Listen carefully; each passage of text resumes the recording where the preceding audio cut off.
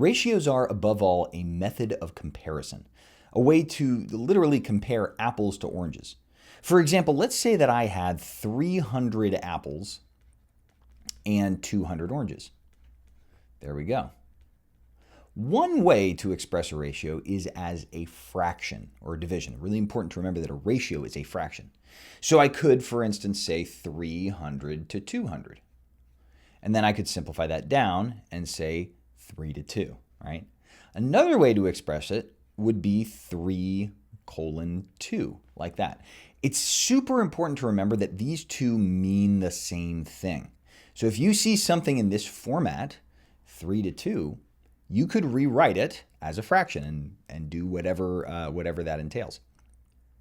And then lastly, I suppose you could write it out verbally and say the ratio of apples to oranges is 3 to 2. I just like to put it that way. All right, so let's take a look at some problems. Here we go. Pause the video and give these a shot. All right, a bag contains only red and green marbles. If the ratio of red to green marbles is 4 to 3, and there are 49 total marbles, how many are green? Well, here's my first question. Are we saying that there are 4 red marbles and 3 green marbles? No, we're saying that for every 4 red marbles, there are 3 green marbles. So we could have, just for example, we could have 8 and 6 red to green. We could have 40 to 30 red to green. We could have 400 to 300. We probably don't, but just saying. And at every point here, we are increasing by the same factor, right?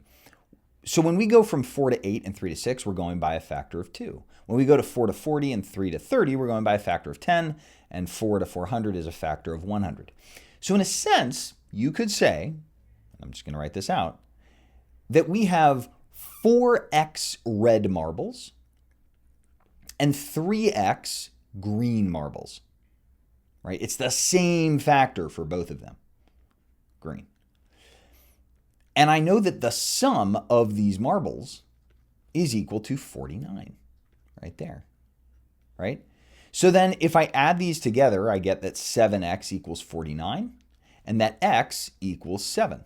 Now, if I have 7, what am I looking for again? I'm looking for green, right? If I have 3x green marbles, that means that I have 21 marbles. You can always set this up, right? You can always say 4x and 3x. Let's look at this one. A cake consists of only eggs, flour, and sugar. The 3 ingredients are in the ratio 3 to 4 to 7. The cake weighs 2,800 grams. How many grams of sugar are in the cake? This is basically the same deal, except we have a triple ratio. That can happen, but it's nothing to be concerned about because all we have to do is say 3x plus 4x plus 7x equals 2,800. There we go. Add them together. We get 14x equals 2,800. Divide both sides by 14.